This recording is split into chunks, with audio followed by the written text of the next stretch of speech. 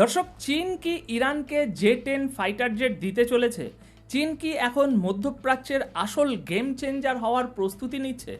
আর Iran, যার বিমান বাহিনী ইসরায়েলের হামলার সামনে একেবারে ব্যর্থ হয়ে পড়েছিল, এবার কি চীনের আধুনিক ফাইটার জেট পেয়ে নিজের আকাশ প্রতিরক্ষা ব্যবস্থাকে শক্তিশালী করতে চলেছে?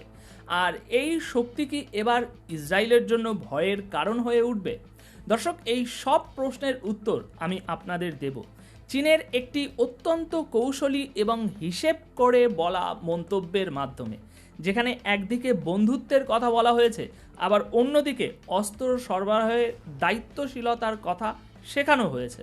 এছাড়াও আমি আপনাদের জানাবো এই ফাইটার জেট সরবরাহের খবরের বাইরে ইরানকে চীনের পক্ষ থেকে যে আকাশ প্রতিরক্ষা ব্যবস্থা, এয়ার ডিফেন্স সিস্টেম দেওয়ার যেসব কথা ছড়িয়েছে, সেগুলো নিয়ে চীন ঠিক কী বিস্ময়কর উত্তর দিয়েছে।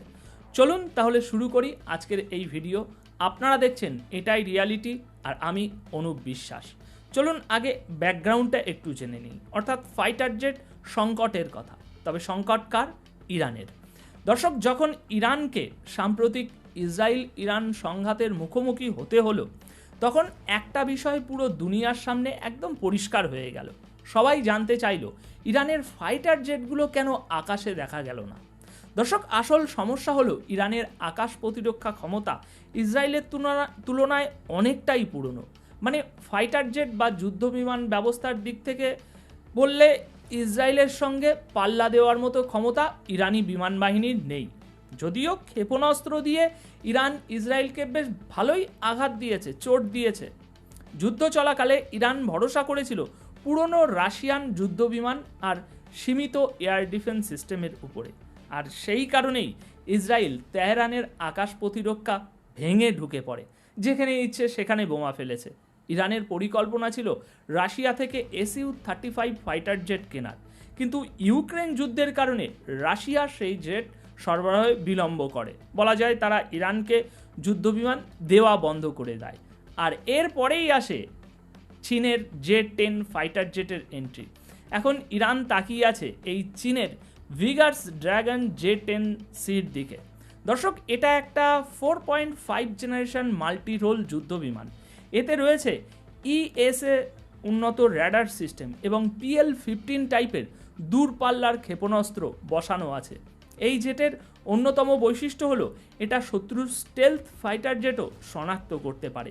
মানে শত্রুর সবচেয়ে আধুনিক বিমানও এই জেট ধরতে পারবে এবং আঘাতও আনতে পারবে। এর গতি মাক 2-এরও বেশি। এক কথায় বললে এই ফাইটার জেট ইরানের জন্য একটা গেম চেঞ্জার হতে পারে। ইরান ইতিমধ্যেই চীনের কাছে এই জেট চেয়েছে, চীনও সেই দাবি পূরণের ইঙ্গিত দিচ্ছে। এখন শুনুন চীনের জবাব। কূটনৈতিক ভাষায় বলা হয়েছে হ্যাঁ, আবার নাও। দর্শক, মার্কিন যুক্তরাষ্ট্রের বিখ্যাত সংবাদ মাধ্যম ও ম্যাগাজিন এই যে নিউজ উইক, এই ওয়েবসাইটে 9 জুলাই 2025 প্রকাশিত একটি রিপোর্ট অনুযায়ী যখন সাংবাদিকরা চীনের কাছে জানতে চায় চীন কি ইরানকে জে-10 ফাইটার জেট দেবে, তখন চীনের তরফ থেকে একটি অফিসিয়াল জবাব আসে। এখানে আপনারা দেখতে পাচ্ছেন, তারা বলছে আমরা আমাদের উন্নত প্রতিরক্ষা ব্যবস্থা বন্ধুত্বপূর্ণ দেশগুলোকে অবশ্যই দিই, কিন্তু আমরা প্রতিটি চুক্তিতে দায়িত্বশীলতা, সতর্কতা মেনে চলি। মানে একদিকে চীন বন্ধুত্বও করতে চায়, আবার সঙ্গে সতর্ক থাকার উপদেশ দিতেও ভোলে না। এই বিবৃতিতে ইরানের নাম সরাসরি বলা হয়নি, কিন্তু পুরো ইঙ্গিতটাই ছিল ইরানের দিকে, অর্থাৎ মানে বন্ধুদের দেবে বলা মানেই বোঝানো হয়েছে ইরানকে। কারণ প্রশ্ন হলো বন্ধুটা কে? সবাই জানে ইরান আর চীনের সম্পর্ক অনেক গভীর, এটা তো কারো কাছেই আজ লুকানো নয়। তারা একে অপরের সঙ্গে বন্ধুত্ব করছে এবং চীনই হলো ইরানের তেলের সবচেয়ে বড় ক্রেতা। তাহলে আপনি নিশ্চয়ই বুঝে গেলেন যে চীন ইরানকে ফাইটার জেট দেওয়ার ইঙ্গিত দিচ্ছে। এই ফাইটার জেট বন্ধুদের দেবে, আর সেই বন্ধুটি কে সেটা এখন আর বলার অপেক্ষা রাখে না। আর এটাও আপনি বুঝে গেছেন যে ইরান এই জেটগুলোর দাম কি দিয়ে দেবে। উত্তর হলো তেল দিয়ে। তেলের বিনিময়ে এই ইসরায়েল ধ্বংসকারী মেশিন বা যুদ্ধ বিমান চুক্তি প্রায় নিশ্চিত বলেই ধরা হচ্ছে। চীনের বিদেশ মন্ত্রক অর্থাৎ চীনের ফরেন মিনিস্ট্রি বলেছে তারা তাদের তৈরি অস্ত্র বন্ধু দেশগুলোর কাছে সরবরাহ করতে প্রস্তুত। চীনের পররাষ্ট্র মন্ত্রণালয়ের মুখপাত্র জিয়াং বিন এক ঘুরিয়ে পেঁচিয়ে বক্তব্যে বলেছেন, চীন তাদের প্রতিরক্ষা প্রযুক্তির সাফল্য বন্ধু দেশগুলোর সঙ্গে ভাগ করে নিতে আগ্রহী, তবে তিনি ইরান বা অন্য কোনো দেশের নাম উল্লেখ করেনি।